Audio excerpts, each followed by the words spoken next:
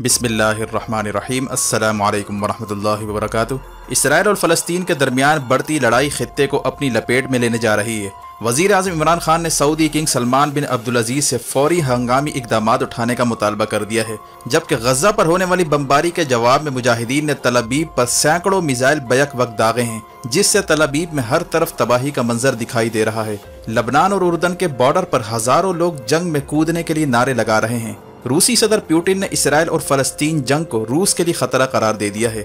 इसी असना में तुर्की के सदर रजब तैयब उर्दुगान का कहना था कि OIC ने अगर कुछ न किया तो कोई बड़ा फैसला हमें करना पड़ सकता है। ये बयान ऐसे वक्त सामने आया जब तैयब उर्दुगान और वज़ीर आज़म इमरान खान के दरमियान टेलीफोनिक बातचीत हुई थी और हमास की लीडरशिप की अहम मीटिंग इस्तांबुल में जारी है, जबकि तुर्की ने प्रोटेक्शन फोर्सेस फ़लस्तीन में उतारने का भी मुतालबा कर रखा है। दूसरी जानिब अमेरिका की एयरफोर्स सेंट्रल कमांड ने ऐलान किया है कि इसराइल और फ़लस्तीन तनाज़े के पेश नज़र अमेरिका F-18 तैयारे सऊदी अरब में तैनात करने जा रहा है।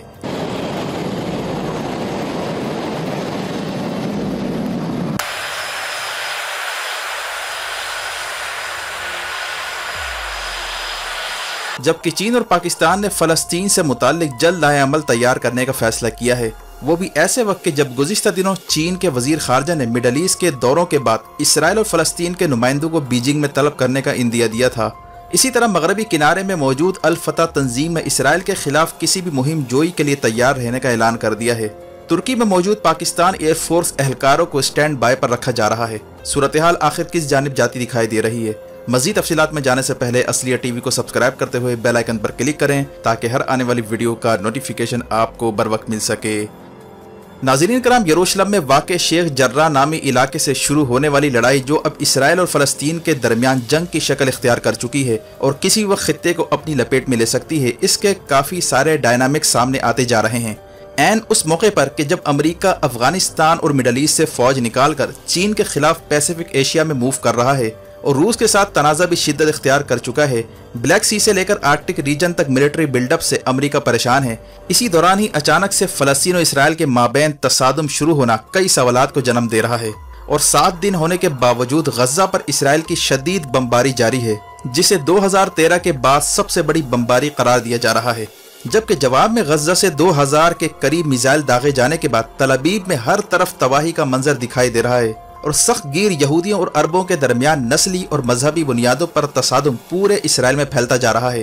खाना जंगी पहली बार इसराइल में सर उठाती नजर आ रही है, लेकिन सवाल ये पैदा होता है कि इस तमाम सूरत हाल का बेनिफिशरी आखिर कौन है? कौन सी ताकतें फ़ायदा उठाना चाहती हैं? क्या अरब ममालिक की जानिब से चीन की जानिब झुकाव होना अमरीका को खटक रहा है और अमरीका इस तसादुम की आड़ में F-18 तैयारे सऊदी अरब में क्यों तैनात करने जा रहा है? इन तमाम चीज़ों का पस मंज़र जानने के लिए ज़रूरी है कि इस दौरान आने वाली खबरों का भी जायज़ा लिया जाए।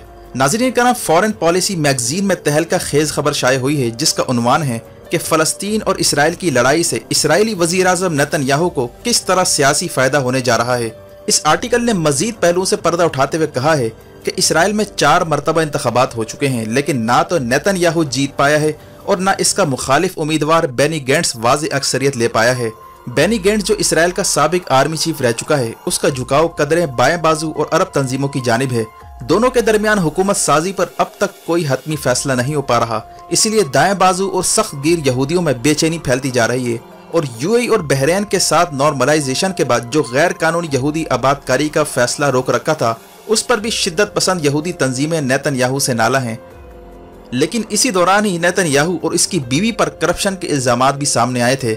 नेतन्याहू पर करप्शन का मुकदमा चलाया जा रहा है, जिससे नेतन्याहू की हुकूमत और इसकी साख खतरे में पड़ चुकी है।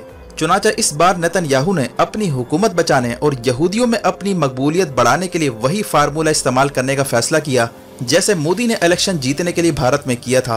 यानी जिस तरह नरेंद्र मोदी ने इंतखाबात में शिकस्त से बचने के लिए हिंदुओं के जज्बात को भड़काने की कोशिश की, हिंदू मुस्लिम फसादात की आग भड़काई और कश्मीर में खुद साख्त हमले करवा कर अपने फौजियों को मरवाया, जिसके नतीजे में भारत भर में हिंदुओं के जज्बात को पाकिस्तान और मुसलमानों के खिलाफ भड़काया गया ताकि मुस्लिम दुश्मनी में आकर सारे हिंदू मोदी को वोट दे डालें और इलेक्शन में मोदी की जीत की राह हमवार हो जाए। यही खेल नेतन्याहू भी इसराइल में करने जा रहा है।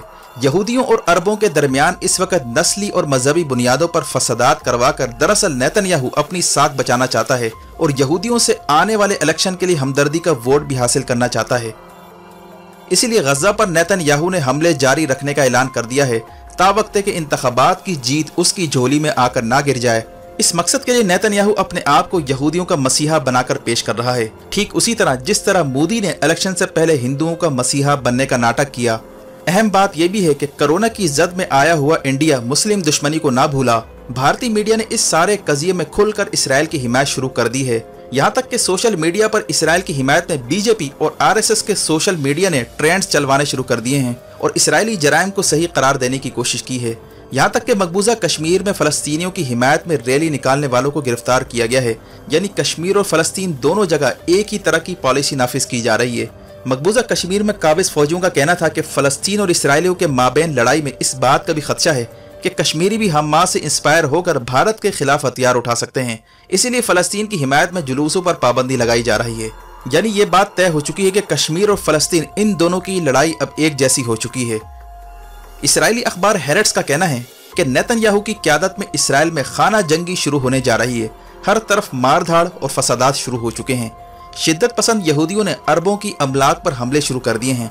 दज्जाल की जाय पना लुध शहर में नस्ली फसादात उरूज पर पहुंच चुके हैं। इस मौके पर पाकिस्तान और तुर्की ने हंगामी इकदामात का फैसला किया है। पाकिस्तान एयरफोर्स की काबिल जिक्र तादाद इस वक्त तुर्की में मौजूद है।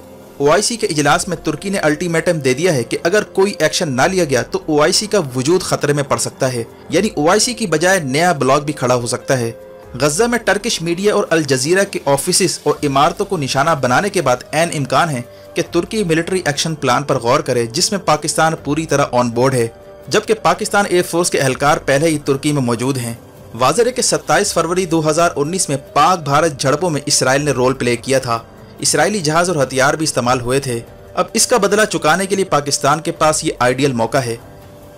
इस वक्त सऊदी अरब पर प्रेशर है कि वो OIC में एक्टिव रोल प्ले करे, वरना इसकी क़यादत स्टेक पर लग सकती है। OIC के चार्टर में ये वाज़ेह लिखा है कि जद्दा आर्जी हेड क्वार्टर है। जैसे ही फ़लस्तीन आज़ाद होगा तो यरूशलेम को OIC का मुस्तकिल हेड क्वार्टर बनाया जाएगा। लेकिन अब ये खबर आ रही है कि अमेरिका के F-18 तैयारे सऊदी अरब पहुंच रहे हैं ताकि फ़लस्तीन और इसराइल की लड़ाई पूरे खित्ते को अपनी लपेट में ना ले ले। यानी इस तसादुम के बहाने अमेरिका सऊदी अरब में दाखिल होना चाहता है। इसकी अहम वजह सऊदी अरब का पाकिस्तान, चाइना और तुर्की के साथ बढ़ते हुए ताल्लुकात हैं। इसका अंदाज़ा इस बात से भी लगाया जा सकता है कि जैसे ही इसराइल ने गजा पर हमले शुरू किए तो हौसी बागियों ने यमन से मिसाइल सऊदी अरब पर दागने का आगाज़ कर दिया था, ताकि सऊदियों को इंगेज रखकर उसे प्रेशर में लाया जाए। यानी हौसी बागियों के हमलों के पीछे इस वक्त वही ताकतें कार फरमा हैं जो गजा पर इसराइली हमलों के पीछे हैं। दिफाई माहिरीन का ये ख्याल है कि इसराइल और अरबों की लड़ाई चीन और अमरीका की लड़ाई में किसी भी वक्त कन्वर्ट हो सकती है। चीन फ़लस्तीनियों को खुफिया सपोर्ट कर सकता है क्योंकि इसराइल के पीछे अमरीका खड़ा है। अगरचे इसराइल में चीन की सरमायाकारी भी है। चीन को शुबा है कि ये तसादुम चीनी प्रोजेक्ट्स को रुकवाने के लिए भी हो सकते हैं, जिसमें इसराइली बंदरगाह पर होने वाली सरमायाकारी भी है। इसीलिए इस लड़ाई को चीन अपने जाविये से देख रहा है, जबकि अरब ममालिक के साथ चीन ने स्ट्रेटेजिक पार्टनरशिप का भी मुआहदा कर रखा है। अमेरिकी F-18 तैयारों की सऊदीया में एंट्री से चीन और अमेरिका के माबैन मिडल ईस्ट में खींचम तानी शुरू हो सकती है। हाल ही में चीन और रूस ने UN सिक्योरिटी काउंसिल का इजलास इसराइल के खिलाफ तलब करने का भी ऐलान किया था, जिसे अमेरिका ने मुस्तरद कर दिया था। अगर ये लड़ाई मजीद जारी रहती है तो चीन और रूस समेत आलमी ताकतें भी कूद सकती हैं।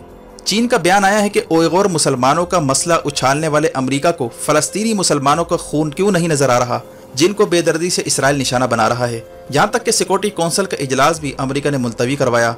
दूसरी जानिब मजीद कुछ ऐसे वाक़यात हो रहे हैं जिससे पता चलता है कि मज़कूरा तसादुम के पीछे और भी वजूहात हो सकती हैं। मिसाल के तौर पर इस वक्त नेटो फोर्सेस ने स्कॉटलैंड के पानियों में जंगी मशकें शुरू कर दी हैं। अमेरिकी फौज ने पैसिफिक एशिया में नए मिसाइल के तजुर्बात शुरू कर दिए हैं। अमेरिका समंदर में घूमने वाला नया नेवल बेस भी तैनात करने जा रहा है, जिसे चीन के खिलाफ मूव किया जा रहा है।